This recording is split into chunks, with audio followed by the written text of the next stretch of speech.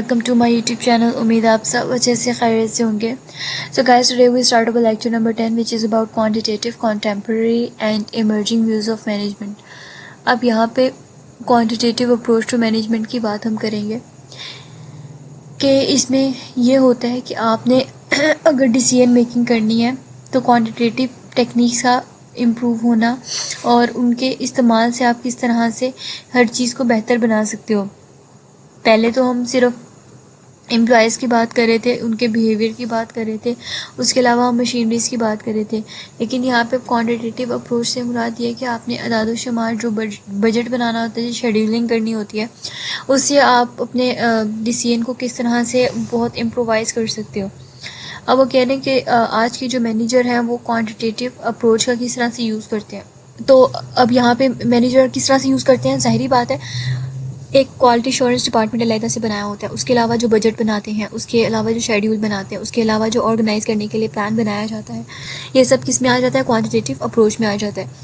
अब branches in the quantitative management view point, अब यहाँ पे उन्होंने इसकी ब्रांचेस बताई कि कौन कौन से मैनेजमेंट साइंस, ऑपरेशन रिसर्च है, ओके इसको हम अभी पढ़ते हैं, ऑपरेशन मैनेजमेंट और मैनेजमेंट इंफॉर्मेशन सिस्टम। अब पहली ब्रांच को हम डिस्कस कर लेंगे कि इसमें क्या है। aimed at increasing the decision effectiveness through the use of sophisticated mathematical models। अब वो ये कह रहे हैं, अब आपने गाइस वो पढ़ा होगा उसमें मैथ्स के अंदर इंटीग्रिटी आपने पढ़ा होगा और उसके अलावा प्रोबेबिलिटीज़ मेरे माइंड में भी अभी आया। हाँ जी, प्रोबेबिलिटी आपने पढ़ी होगी। तो प्रोबेबिलिटी भी बहुत ज़्यादा मैटर करती है। वो अलग बात है कि हमें उसको सही से यूजेज नहीं करना आता, लेकिन जब आप बड़े लेवल पे स्टडी करते हो तो आपको हर चीज़ अच्छे से बताई जाती है, क्योंकि प्रोबेबिलिटी का आगे जाकर बहुत ज़्यादा इस्तेमाल होता है, specially in the stock market exchange. Probability का बहुत ज़्यादा वास्ट उसमें ना यूजेज होता है। लेकिन अब यहाँ पे हम दूसरे मैथमेटिकल मॉडल्स की बात करें जिसमें हमारा बजटिंग आ जाता है, जिसमें हमारा स्केड्यूलिंग आ जाता है, जिसमें हमारी टाइम मैनेजमेंट रिलेटेड जितनी भी एक्टिविटीज़ आ जाती हैं वो आ जाती हैं। अब यहाँ पे है scientific term that usually refer broadly to deliberate rational approach of management to management issues. अब यहाँ पे ना आपके जितने भी ऑपरेशन के ऊपर रिसर्च हो रही होती है, सारा कुछ होता है, और उसके ऊपर जो डिसीजन लिया जाता है उसके लिए मेन चीज़ क्या हो जाती है, मैथमेटिकल मॉडल्स को सामने रखा जाता है। ठीक है, जैसे मैंने आपको भी प्रोबेबिलिटी का बताया। Operation management is the function और field of expertise that is primarily responsible for the production and delivery of an organization products and services। अब ऑपरेशन मैनेजमेंट एक ऐसा हमारे पास एक ऐसा ब्लॉक हो जाता है, एक ऐसी हमारी फील्ड हो जाती है जिसके अंदर आपने रिस्पॉन्सिबल बंदों को ही हायर किया हुआ था, और वो जब अपना वर्क करते हैं, सारा कुछ करते हैं, तो उससे हमारा मेन मकसद क्या होता है, मेन अचीवमेंट हमारी क्या होती है कि अच्छे से अच्छी जो है वो प्रोडक्शन हो, अच्छे से अच्छा क्या हो, हम चीज़ों को इम्प्रोवाइज़ करें और क्वालिटी प्रोडक्ट और सर्विसेज दोनों बहुत ज़्यादा क्या हो, इन्हांस हो। Management information system is the name often given to the field of management that focus on the designing and implementing computer-based information system for use by management। अब management information system में ये होता है कि आपको focus किया जाता है किस पे, डिज़ाइनिंग पे, इम्प्लीमेंटिंग पे। डिज़ाइनिंग में क्या आ जाता है, डिज़ाइनिंग में आपका सिस्टम जो आपका काम कर रहा होता है ना, उसके डिफरेंट, जब आप कंप्यूटर साइंस पढ़ते हैं ना, तो आपको डिफरेंट आपको बताए जाते हैं कि किस तरह से आपका ट्री बेस्ड सिस्टम होता है। I am not even sure about that, but होता है, मतलब ट्री मॉड्यूल होता है जिसके अंदर आपको ना एक सर्वर होता है और उसमें फिर आपके डिफरेंट प्लग्स लग रहे होते हैं। फिर इसी तरह एक इस तरह से सिस्टम होता है कि सबके इंडिविजुअली पैरेलल लग रहे होते हैं, किस में सीरियल लग रहे होते हैं। तो इस तरह से अब समटाइम जो पैरेलल है, ऑब्वियसली उसमें क्या होता है, अगर एक सिस्टम ख़राब होगा तो बाकी भी मसला करेंगे, क्योंकि ज़ाहिरी बात है उसको ठीक करने के लिए बाकी को क्या करना पड़ेगा, बंद करना पड़ेगा। तो इस तरह के ना मॉड्यूल्स होते हैं जो कंप्यूटर साइंस वाले तो बहुत अच्छे से जानते होंगे। अब यहाँ पे उस डिज़ाइनिंग की बात हो रही है, ठीक है, इटसेल्फ वो नहीं है कि बेल बूटे बनाएं, वो वाली बात नहीं, यहाँ पे दूसरी डिज़ाइनिंग की बात हो रही है। अब यहाँ पे है कॉन्टेम्प्रेरी व्यू में। अच्छा, अब यहाँ पे सेकंड चीज़ क्या आ जाती है, कॉन्टेम्प्रेरी व्यू पॉइंट्स। अब यहाँ पे क्या होता है, the system theory approach is based on notation that organisation can be visualise as system inter related parts और sub system that operate as whole in pursuit of common goal. अच्छा जी, अब इस सिस्टम में क्या होता है, ऑब्वियसली आप बजट बनाते हो, आप स्केड्यूलिंग करते हो हर चीज़ की, ठीक हो गया। अब उसी तरह अब सेकंड आ जाता है कॉन्टीजेंसी थ्योरी। अब इसमें क्या हुआ था, is the view that appropriate managerial action depends on the particular parameter of each situation. The approach is the approach is marked contrast to the earliest universal approach stemming from the classical management school. अब यहाँ पे ना contingency theory, अच्छा अब contemporary view point में हम क्या पढ़ेंगे, इसमें हमारे पास दो आ जाते हैं, एक सिस्टम थ्योरी आ जाती है, एक कॉन्टीजेंसी थ्योरी आ जाती है। सिस्टम थ्योरी में ये होता है ना कि हम अपने पूरे एक पूरी ऑर्गेनाइजेशन को लेके चलते हैं, ठीक है। पूरी ऑर्गेनाइजेशन को देखा जाता है कि उनके कॉमन गोल्स क्या हैं और डिसीजन मेकिंग में इनका बहुत ज़्यादा फिर ना इम्पैक्ट होता है। उसके बाद कॉन्टीजेंसी थ्योरी, अब इसमें ये होता है कि वो ये कह रहे हैं कि आप किसी एक चीज़ के ऊपर डिपेंड नहीं कर सकते।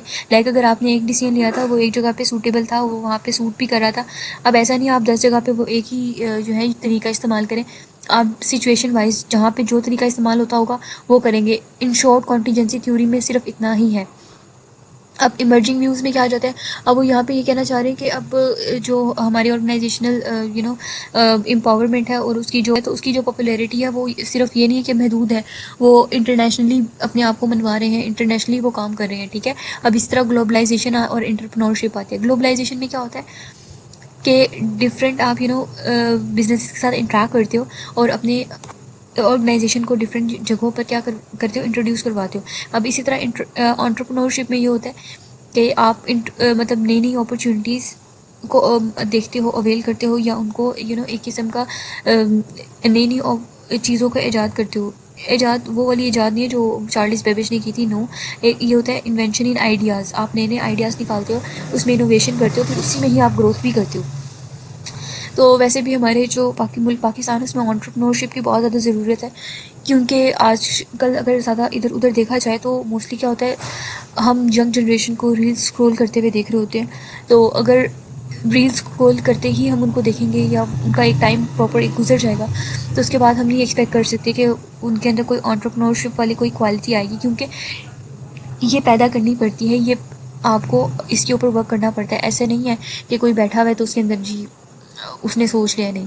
एक होता है कि बिल्ट इन होती है ये, एक होती है बनानी पड़ती है, ठीक है। दो सिचुएशंस हैं। अब यहाँ पे managing in an e business world, अब यहाँ पे मैनेजिंग में क्या बता रहे हैं कि ई बिजनेस वर्ल्ड में a comprehensive term describing the way an organisation does it work by using electronic. अब यहाँ पे है कि ई बिजनेस में ये हो जाता है कि अब आपने देखा होगा कि बहुत से जो बिजनेस हैं वो ऑनलाइन है, ऑनलाइन अपने काम को वो रन करें। अब इसी तरह ई कॉमर्स भी आपके पास एग्जाम्पल है। अब जैसे शॉपिफाई है, वो हमारे पास बहुत अच्छी एग्जांपल है ई कॉमर्स बिजनेस की। अब ऑनलाइन भी हो जाता है, ऑफलाइन भी हो जाता है, डिपेंड्स ऑन टोटली यू, ठीक है। लेकिन अब यहाँ पे ई इलेक्ट्रॉनिक्स से रिलेटेड है, तो ऑब्वियसली हम इसमें उस तरह से ही इसको बात करें, डिस्कस कर रहे हैं। Need for innovation and flexibility. अब इनोवेशन और फ्लेक्सिबिलिटी में इसमें वो क्या बताना चाह रहे हैं, इसमें वो यही है कि अगर आपको लग रहा है ना कि एक चीज़ जो है एक जगह पे सूट कर रही है, लेकिन आप उसको कहें हम 10 जगह पे उसको वही सूट करेंगे, तो ऐसा नहीं है। आपने हर जगह के हिसाब से उसमें देखना है। और यहाँ पे एक और चीज़ ये भी आ जाती है कि एक अच्छा ऑर्गेनाइजेशन का मतलब एक अच्छा खासा ये होता है कि वो वक्त के साथ साथ अपने आप को बदलती है। अगर वो अपने आप को नहीं बदलेगी, अपने आप को चीज़ों के हवाले से नहीं वो चेंज करेगी, तो क्या होगा, एट द एंड वो पीछे रह जाएगी। तो अब एक चीज़ पीछे रह जाए वो ज़्यादा अच्छा है, या फिर अपने आप को बदलते रहना अच्छा है। तो ज़माना जैसे जैसे तरक्की कर रहा है, उस तरह आप अपनी सोच में भी तरक्की लेकर आएँ, ठीक है। क्वालिटी मैनेजमेंट सिस्टम, अब यहाँ पे क्वालिटी मैनेजमेंट में आप यहाँ पे सिर्फ ये बात होगी कि क्वालिटी एश्योरेंस को देखा जाएगा कि वो क्या होती है और किस तरह से आप इसको अचीव कर सकते हैं। इसमें प्रोफेशनलिज्म भी आपका काफ़ी हद तक आ जाता है, लेकिन उस तरह से यहाँ पे मेंशन नहीं है। ऑब्वियसली यहाँ पे मेंशन नहीं है, लेकिन ये आ जाता है कि आप किस तरह से अपना इंटरेक्ट कर रहे हो दूसरे के साथ। लाइक अगर आपको कोई कस्टमर है तो आप उसके साथ किस तरह से बातचीत कर रहे हो, आप अच्छे वे में बात कर रहे हो, वल्गर वे में बात कर रहे हो, ये हर चीज़ किस में आ जाती है, क्वालिटी मैनेजमेंट सिस्टम में आ जाती है। अब इसी तरह लर्निंग ऑर्गेनाइजेशन नॉलेज मैनेजमेंट, अब इसमें वही ऑर्गेनाइजेशन की जो ऑर्गेनाइजेशन के हवाले से आप उसको पढ़ते हैं, उसके अलावा मैनेजमेंट की नॉलेज लेते हैं कि किस तरह से आप और बेटर कर सकते हैं। जनाब ये आपका ना मैनेजमेंट का चैप्टर है, सॉरी पूरी बुक है। इसमें आपको ये बताया जाएगा कि आप कौन कौन से नए तरीक़ों को लागू करके मैनेजमेंट अच्छे से अच्छी बना सकते हैं, ठीक है। तो हम पूरे बुक में ही मैनेजमेंट की बात करेंगे। अच्छा, अब यहाँ पे उन्होंने थ्योरी की भी बात की है, इसको भी पढ़ लेते हैं।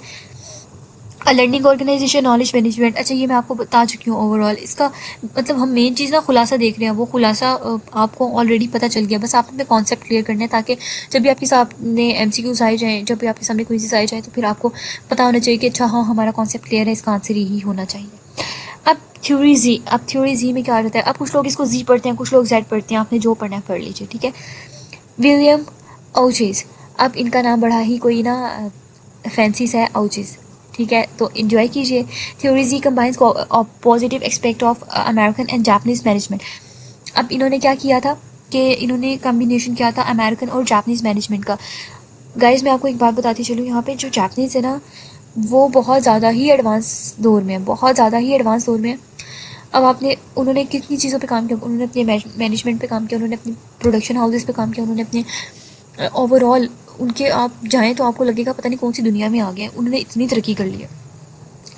तो अब आप ये देखें उस टाइम भी विलियम हॉचिस ने क्या किया था कि अमेरिकन और जापानीज़ की टेक्निक्स को मिलाया था, उनको मॉडिफाइड किया था ताकि जो मैनेजरियल इफेक्टिवनेस है उसको बढ़ाया जाए, उसको और अच्छे तरीके से सिक्योर किया जाए। उसके अलावा यहाँ पे सोसाइटी और कल्चर की बात कर ली जाती है कि ज़ाहिरी बात है आपने मैनेजमेंट करनी है तो आपको हर चीज़ का इल्म होना चाहिए। ऐसा नहीं है कि बस आप मम्मी रेडी हैं आप आ गए, नो, आपको जो है ना अप एंड डाउन्स का पता होना चाहिए, तभी आप एक अच्छी मैनेजमेंट को होल्ड कर सकते हैं, ठीक है। गाइस यहाँ पे तो बैटरी भी हमारी लो ही हो गई है, लेकिन कोई बात नहीं। अब मिलते हैं नेक्स्ट लेक्चर में। आपने अपना बहुत ज़्यादा ख्याल रखना है और आपने सारे लेक्चर्स को वॉच करना है ताकि फिर आपको हर चीज़ की प्रॉपर एक अच्छे से समझ आए। तब तक के लिए अल्लाह हाफिज़।